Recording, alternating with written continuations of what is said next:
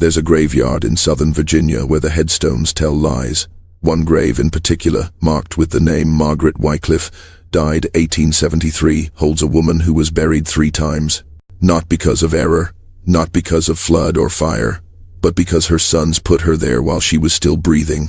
And then, years later, one of them came back in the middle of the night and dug her up. This isn't folklore. This isn't legend whispered around campfires. This is documented history that a family tried to erase, a ritual passed down through generations of men who believed their mother's death was their birthright to decide. What you're about to hear has been pieced together from county records, personal letters, and the testimony of one man who broke the silence in 1947, just before he took his own life. His confession didn't make the newspapers. It was buried, just like she was. Hello everyone. Before we start, make sure to like and subscribe to the channel and leave a comment with where you're from and what time you're watching. That way, YouTube will keep showing you stories just like this one. The Wycliff family didn't start as monsters. They were farmers, landowners, respected members of a small community outside Lynchburg. They attended church every Sunday. They paid their taxes. They smiled at their neighbors. But behind the closed doors of their estate, something ancient and unspoken governed their lives, a tradition so dark that it could only survive in silence. Margaret Wycliff was the matriarch. Born in 1814, she married young, bore 5 sons, and by all accounts, ruled her household with an iron will. She was educated, which was unusual for women of her time in rural Virginia. She read Latin. She kept detailed journals. She managed the family's finances while her husband, Thomas, worked the fields. But Thomas died in 1868. And when he did, something shifted in that house. The sons were grown men. By then the youngest was 22, the oldest 39. They didn't leave. They stayed on the property, working the land, living under their mother's roof. And according to what we know now, they began to plan. Not her funeral, her burial. While she was still alive, they called it the laying down, and they believed it was their duty. The first time you hear about something like this, your mind tries to rationalize it. Maybe she was sick. Maybe it was some kind of mercy. Maybe the records are wrong, but the letters don't lie. In 1871, 2 years before Margaret's official death, her eldest son, William, wrote to his brother in Kentucky. The letter survived because it was never sent. It was found in 1892, tucked inside a family Bible, and it describes the tradition in chilling detail. William wrote, "Mother grows difficult. She has lived beyond her season. Father would have expected us to see to it properly, as his father did before him, and as we must teach our sons to do when our time comes. The earth is patient. It will take her when we decide, not when she decides." Read that again. When we decide, not when she decides. This wasn't insanity. This wasn't sudden violence. This was a belief system, a ritual that had been passed down from father to son, whispered in the hours after funerals, taught as a kind of sacred responsibility. The Wycliff men believed that a mother's life belonged to her sons, that once the father was gone, the sons inherited not just property and name, but the authority over life itself. They believed that allowing a mother to die naturally in her bed, in her sleep, on her own terms, was a failure of manhood. The logic, if you can call it that, was rooted in control. In that time, in that place, women held a strange kind of power within the home. They managed, they decided, they influenced. And for men who'd been raised to see themselves as masters of their domain, a mother who outlived her husband represented something unbearable.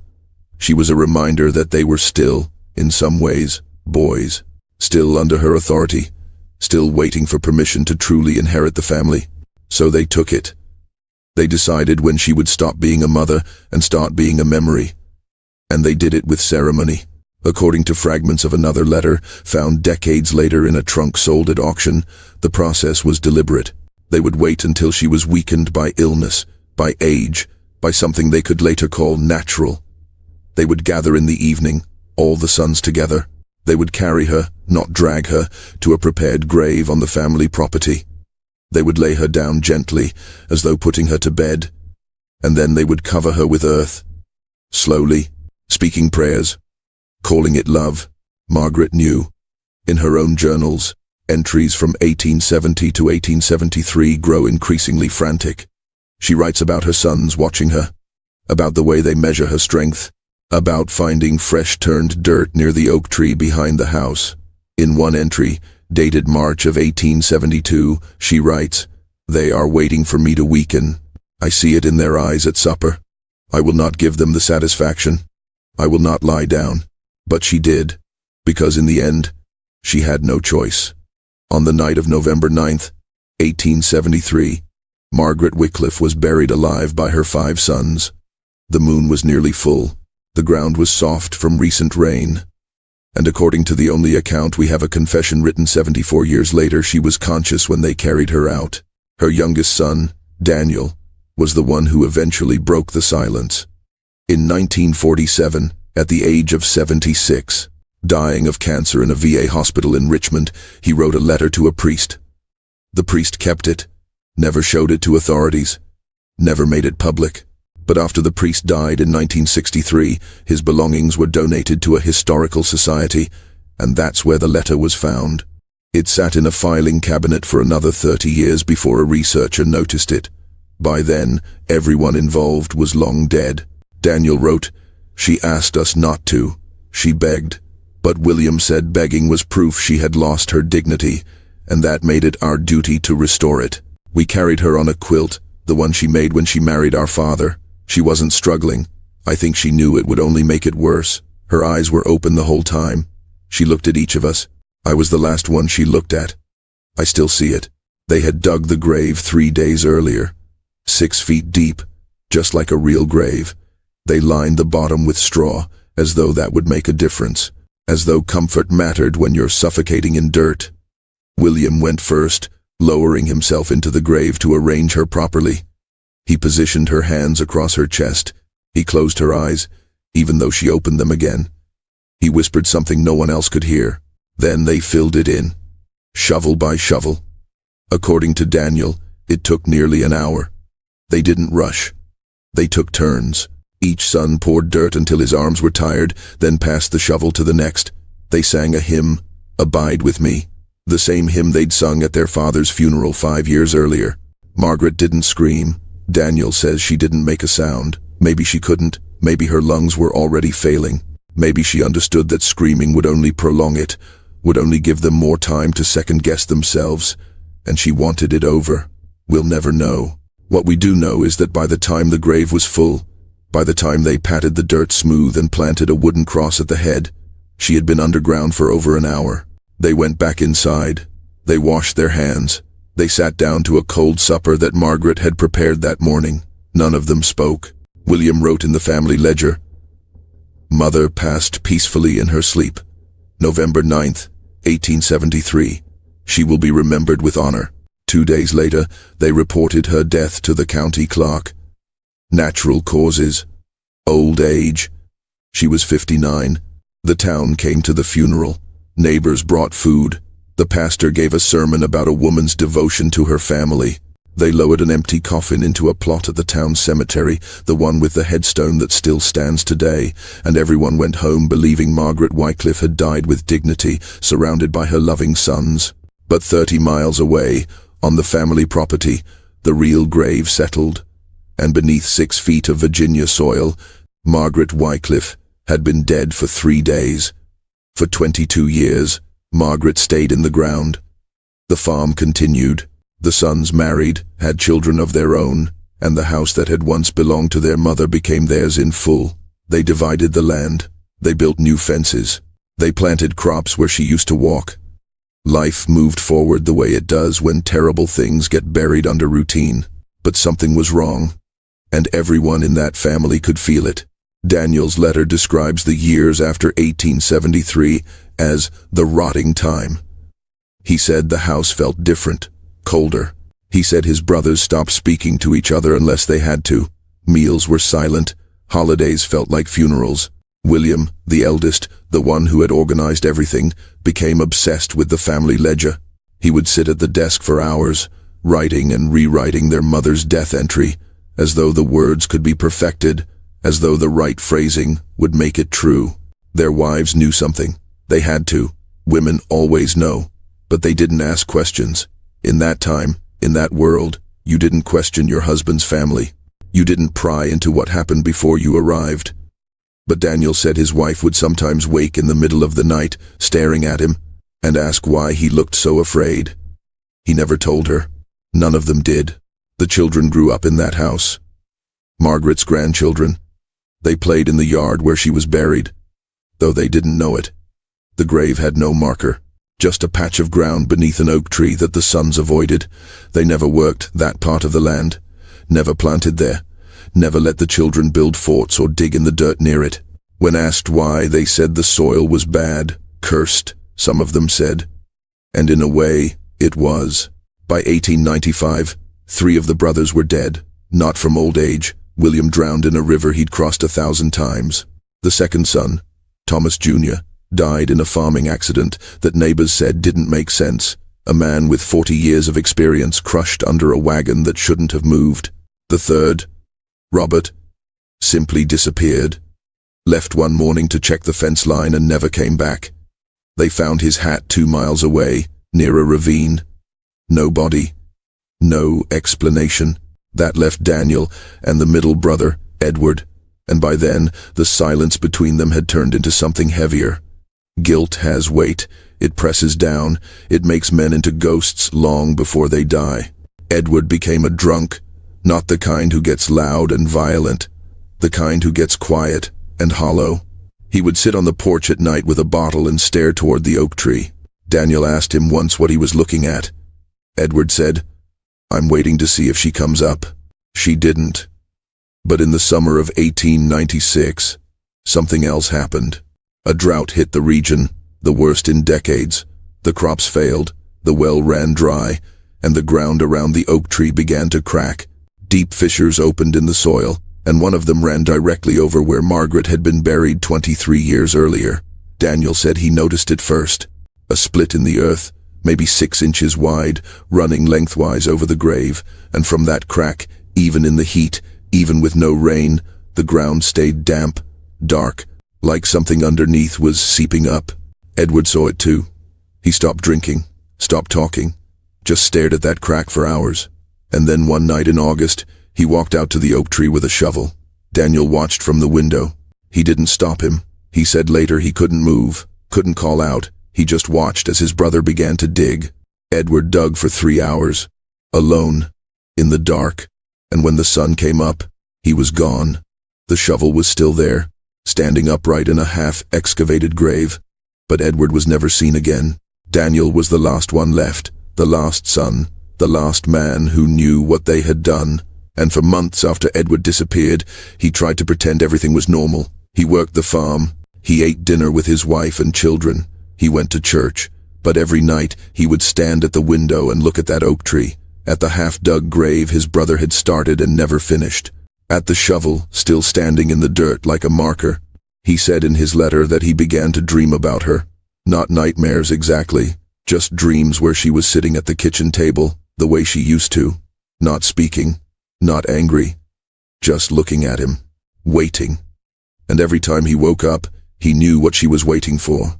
On October 3rd, 1896, Daniel Wycliff went out to the oak tree in the middle of the night. He brought a lantern, he brought the shovel his brother had left behind, and he finished what Edward had started. He dug her up. It took him until dawn. The earth was hard in some places, soft in others, and he had to stop several times because his hands were shaking so badly he couldn't grip the shovel, but he kept going. He said he had to. He said it felt like the only true thing he'd done since the night they buried her. When he finally reached her, he didn't know what he expected to find. 23 years is a long time. Bodies decay, bones remain. But what Daniel found wasn't quite either. He wrote, "She was still whole, not the way a body should be, but whole in a way that made me understand we had done something that couldn't be undone by time. Her dress had rotted, but her skin was like leather. Her hair was still braided the way William had arranged it, and her mouth was open, filled with dirt. I think she tried to breathe. I think she tried until the very end." Daniel didn't scream. He didn't run. He sat on the edge of the grave as the sun came up and he wept. Not because he was sorry, He said he was past sorry. He wept because he finally understood what they had done. They hadn't just killed their mother. They had removed her from the world incorrectly. They had buried her like a secret instead of a person, and now she was both, a secret that wouldn't stay buried, a person who wouldn't stay dead. If you're still watching, you're already braver than most. Tell us in the comments, what would you have done if this was your bloodline? Daniel didn't rebury her. He carried her out, wrapped her in a tarp he'd brought from the barn, and he took her to the town cemetery, to the plot where the empty coffin had been buried 23 years earlier. He didn't tell anyone. He went at night. He dug up the empty coffin, placed her inside it, and covered it again. He said it took him 4 hours. He said it was the hardest work he'd ever done, and he'd been a farmer his entire life. When he was finished, he went home. He washed. He sat with his wife at breakfast and told her he'd been out checking the fences. She didn't believe him. He could tell, but she didn't ask. And he was grateful for that. For the next 50 years, Daniel Wycliff lived with what he'd done, both the burial and the exhumation. He raised his children, he buried his wife, he grew old, and he never spoke about his mother to anyone. Not until 1947, when the cancer had spread to his bones and the pain made him feel like he was buried alive himself. That's when he wrote the letter. That's when he finally confessed. The priest who received Daniel's confession was named Father Michael Corrigan. He was 61 years old, a veteran of the First World War, and by all accounts, a man who had heard every kind of sin a human being could commit. But when he read Daniel's letter in the hospital room that day in April of 1947, his hands started shaking.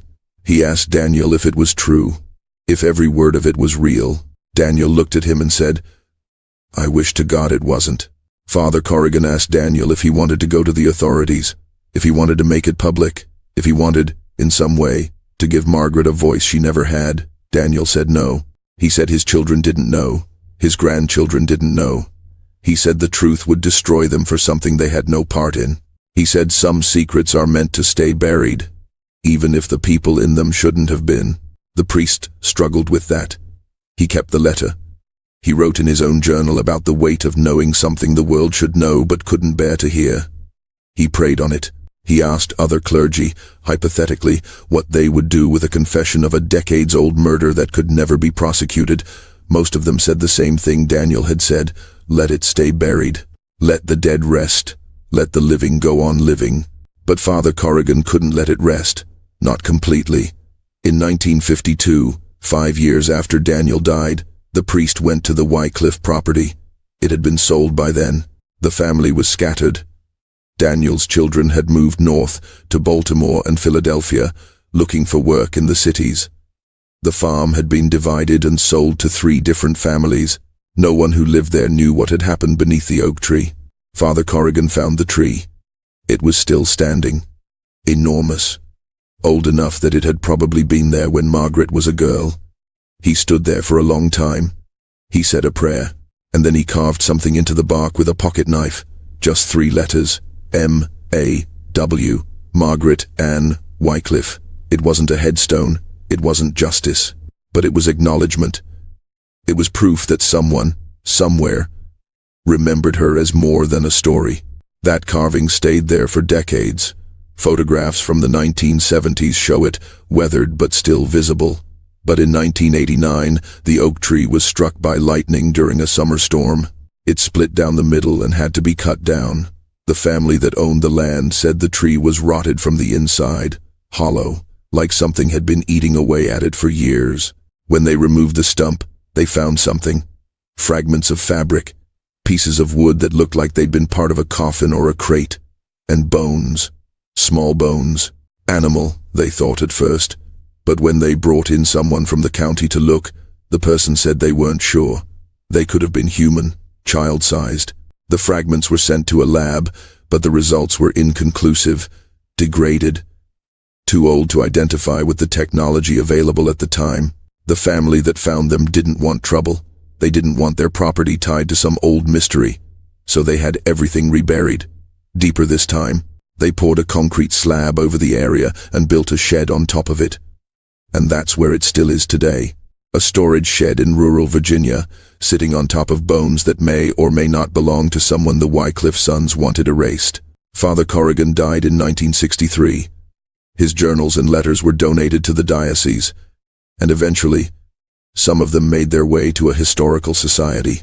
But Daniel's confession wasn't discovered until 1993.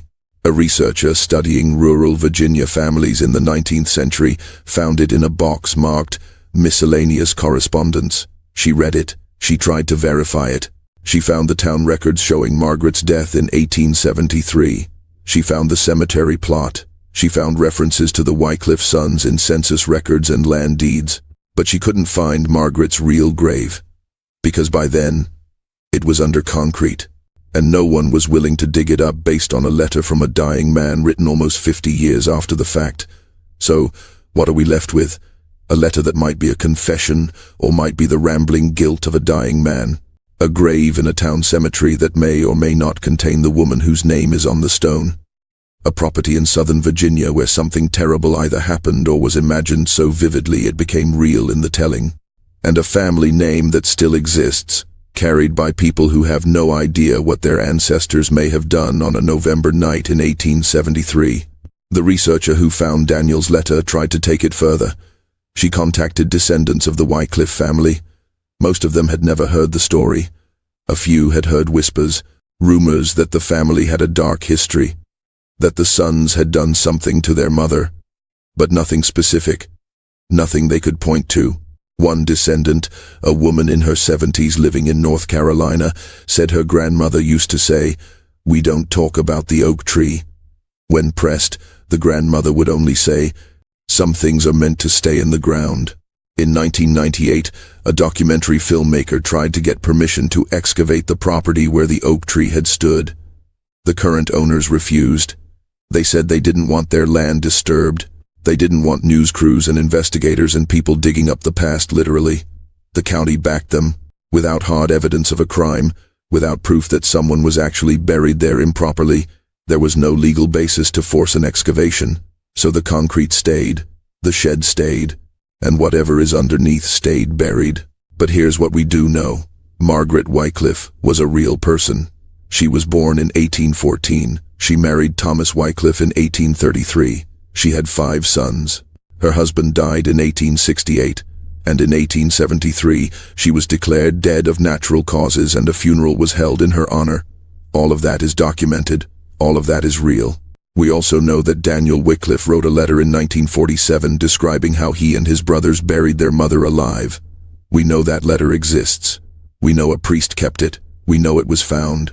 And we know that no one has ever been able to prove it was a lie. The truth is probably somewhere in that gap, between what's documented and what's confessed, between what the town recorded and what the family knew. Margaret Wycliff died somehow. Maybe it was natural. Maybe it was the way Daniel described. Maybe it was something in between that none of us can imagine, because we didn't live in that house, in that time, under that weight. But what haunts people about this story isn't whether it happened exactly the way Daniel said. It's that it could have. That in 1873, in rural Virginia, a woman could disappear into her own family and no one would question it. That sons could decide their mother had lived long enough and take matters into their own hands, and the law wouldn't care, the church wouldn't intervene, and the neighbors would bring casseroles to the funeral. It's that we live on top of stories like this. All of us. Every town has a grave that doesn't sit right.